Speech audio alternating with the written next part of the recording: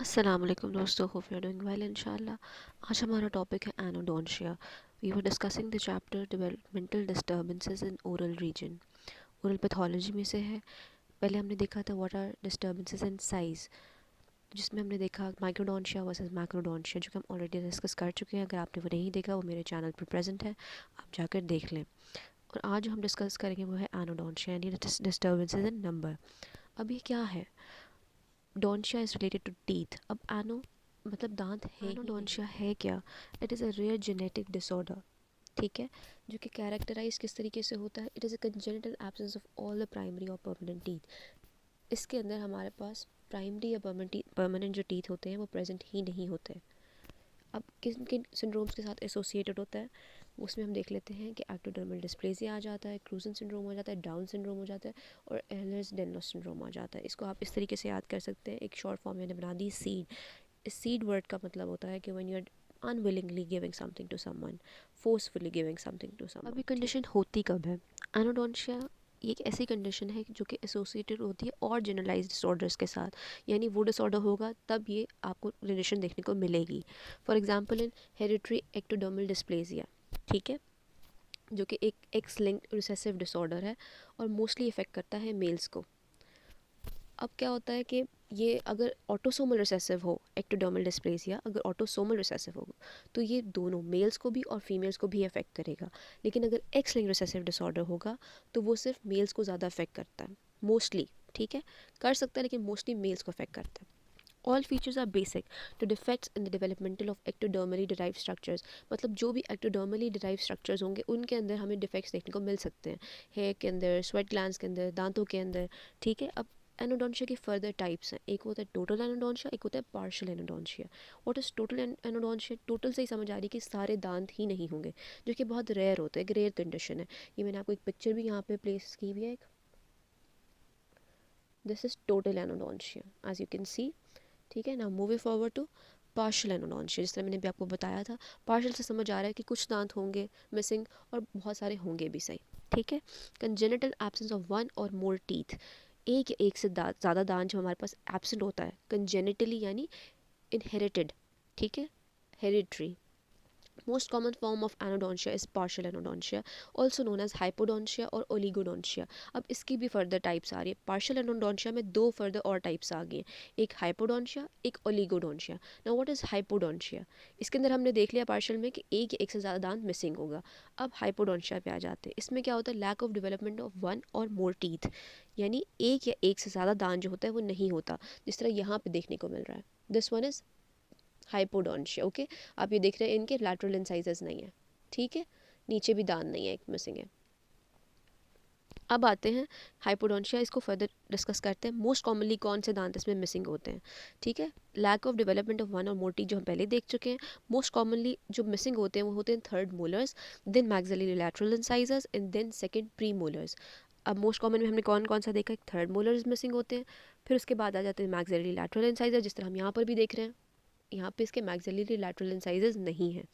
और फिर बाद में आता है हमारे पास लास्ट पर second premolar. Second premolars में इसमें एब्सेंट हो सकते हैं। When a deciduous tooth is congenitally absent it is mostly maxillary lateral incisor. वो कहते हैं अगर डेसिडुअस दांत, अब वो परमानेंट की पहले बात हो रही थी, अब ये डेसिडुअस की बात करें कि अगर डेसिडुअस में कोई अगर दांत मिसिंग होता है, कंजेनिटली एब्सेंट होता है, तो वो होता है मैक्सिलरी लैटरल इंसाइजर, ठीक है। अब आता है oligodontia. Now what is oligodontia? Lack of development of 6 और more teeth excluding third molars. अब इसके अंदर क्या होता है कि अगर 6 या 6 से ज़्यादा दांत एब्सेंट होते हैं, वहाँ पे 1 और मोर टीथ था हाइपोडोंशिया में, इसमें 6 या 6 से ज़्यादा दांत है लेकिन इसके अंदर थर्ड मोलर्स इन्वॉल्व नहीं है, जबकि वहाँ पे क्या था? Most commonly third molars involve थे। अब इसमें क्या है कि एक्सक्लूडिंग थर्ड मोलर्स, 6 या 6 से ज़्यादा दांत एब्सेंट, सॉरी, इसके अंदर एब्सेंट होंगे, यस एग्जैक्टली, जो मैं बोल रही थी, और एक्सक्लूडिंग थर्ड मोलर्स यानी थर्ड मोलर्स प्रेजेंट होंगे। अब यहाँ पे मैंने आपको एक एग्जांपल के तौर पे एक पिक्चर यहाँ पे पेस्ट किया है। बाकी दांत बहुत सारे एब्सेंट है। नाउ मूविंग फॉरवर्ड टू हाइपोडोंशिया यानी सुपर न्यूमररी टीथ। यहाँ से पता लग रहा है हाइपर है, हाइपो का ऑपोजिट होगा। हाइपो में हमारे पास दांत मिसिंग थे और ऑब्वियसली हाइपर है तो इट मीन्स के दांत जो है वो ज़्यादा हैं रिक्वायर्ड नंबर से, ठीक है। एक डेंटल कंडीशन है characterized by the presence of extra teeth, जिस तरह मैंने भी आपको बताया दांत ज़्यादा होंगे, रिक्वायर्ड नंबर्स, एक हमारे पास एक स्टैंडर्ड नंबर है, 32 नंबर ऑफ टीथ होते हैं हमारे दांत जो हमारे माउथ हमारे ओरल कैविटी में होते हैं, ठीक है। अगर उससे ज़्यादा दांत होंगे परमानेंट डेंटेशन में, उनको हम सुपर न्यूमररी टीथ कहेंगे। और अगर बच्चों में 20 दांत होते हैं, ठीक है, 20 प्राइमरी टीथ इन चिल्ड्रन, और उसमें 20 से ज़्यादा होंगे तो वो भी सुपर न्यूमररी टीथ की कैटेगरी में आएंगे। अब मोर कॉमन किस में है? मैग्जिला में, 90% मैग्जिला में होते हैं, ठीक है, बहुत ज़्यादा कॉमन है। और लेस कॉमन है मैंडिबल में। लेकिन फिलहाल ये जो मैंने पिक्चर पेस्ट की है ये एक मैंडिबल की है, जिसमें बहुत सारे आपको सुपर न्यूमररी दांत दिखाई दे रहे हैं। और ये एंड में मैं आपसे क्वेश्चन भी करूँगी जिसका आप कमेंट सेक्शन में आंसर दे सकते हैं कि कौन से दांत है, क्योंकि हम इनकी फर्दर टाइप्स डिस्कस करने वाले हैं। उससे पहले हम ये देख लें कौन कौन से सिंड्रोम्स के साथ एसोसिएटेड है। अब ये क्लीडोक्रेनियल डिस्प्लेजिया के साथ एसोसिएटेड है, डाउन सिंड्रोम के साथ, क्रूजन सिंड्रोम के साथ एंड गार्डर सिंड्रोम के साथ, and my favourite Dustin Henderson, जिसको cleidocranial dysplasia. This is not associated teeth over here right now, जो मैं टॉपिक डिस्कस कर रही हूँ, यानी हाइपोडोंशिया। लेकिन मैंने वैसे ही आप लोगों को याद करवाने के लिए कि ये कंडीशन एसोसिएटेड होती है हाइपोडोंशिया से, वैसे ही उसकी एक पिक्चर पोस्ट कर दी है, ठीक है। अब इसमें आता है हमारे पास cleidocranial dysplasia, Down syndrome and Crouzon syndrome. अब आप ये सोच होंगे कि डाउन सिंड्रोम तो हाइपोडोंशिया में भी था, क्रूजन सिंड्रोम हाइपोडोंशिया में भी था। जिस तरह एक मिनट मैं आपको दिखाती हूँ, सॉरी, एनोडोंशिया, इसमें भी था। तो हमने ये देखा कि इसके अंदर क्रूजन सिंड्रोम भी है, डाउन सिंड्रोम भी है, और हम ये कह रहे थे कि इसमें दांत होते ही नहीं है। तो अब ये हाइपोडोंशिया में कैसे आ गया, which is a valid question. अब इसका क्या रीज़न है मैं आपको वो बताती हूँ। डाउन सिंड्रोम में भी जो अपर जो होता है अंडर डेवलप्ड होता है, जिसकी वजह से क्या होता है, दांत जो होते हैं भले डिलेड एरप्शन होती है, लेकिन एक जो चीज़ अंडर डेवलप्ड होती है, छोटी होती है, तो वहाँ पे क्राउडिंग हो जाती है। उसी तरीके से क्रूजन सिंड्रोम में भी इसी तरीके से है, जॉस की डेवलपमेंट और वहाँ पे क्राउडिंग हो जाती है, बाद में डिलेड एरप्शन होती है लेकिन क्राउडिंग हो जाती है। Moving on to the next topic, यानी हाइपोडोंशिया को हम फर्दर डिस्कस कर रहे हैं, जिसमें हमारे पास टाइप्स आ जाती हैं। अब इसके अंदर कौन कौन सी टाइप्स है? एक मेसियोडेंस आता है, डिस्टोमोलर्स आ जाते हैं, पैरामोलर्स आ जाते हैं, एंड उसके बाद फर्दर दो और टाइप में, इनको हम बाद में डिस्कस करेंगे, बट जो मेन है वो पहले है mesiodens. Now what is mesiodens? ये एक ऐसा दांत होता है जो कि हमारे दो सेंट्रल इंसाइजर के दरमियान में आता है, ठीक है, कॉनिकल सी शेप होती है इसकी usually.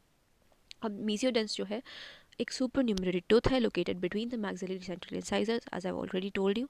What is a distomolar? Now distomolar or a distodens, it is also called a distodens, एक accessory fourth molar होता है, यानी 3 molars तो हमारे ऑलरेडी होते हैं, एक fourth molar की अगर प्रेजेंस हो उसको हम distomolar कहते हैं। जिस तरह से यहाँ पे मैंने आपको दिखाया है, ये जो रेड लाइन है ये देख रहे हैं आप, first molar, second molar, third molar, एक फोर्थ मोलर की प्रेजेंस है। सिमिलरली इस साइड पर भी 1 2 3 एंड ये फोर्थ मोलर, ठीक है। अब हम आ जाते हैं पैरामोलर। What is a पैरामोलर?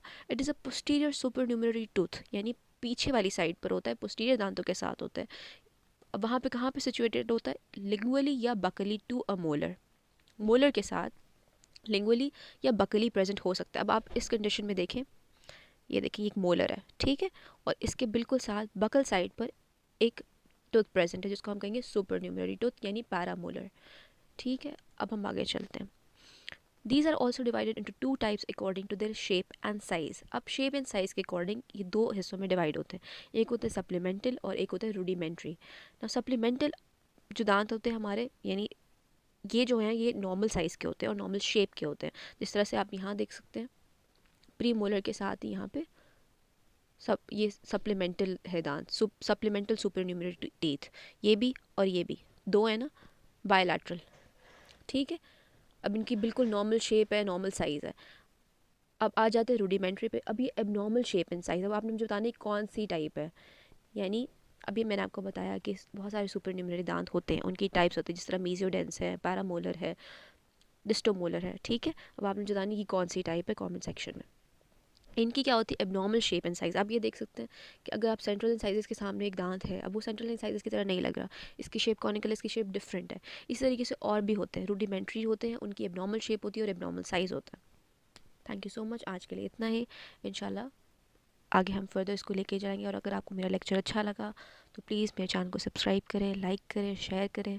आपका सपोर्ट ही है जो मुझे और मोटिवेट करेगा और इस तरह की और अच्छी अच्छी वीडियोज़ बनाने की एक मुझे मोटिवेशन देगा। Thank you so much. अल्लाह हाफ़िज़, अपना ख्याल रखें।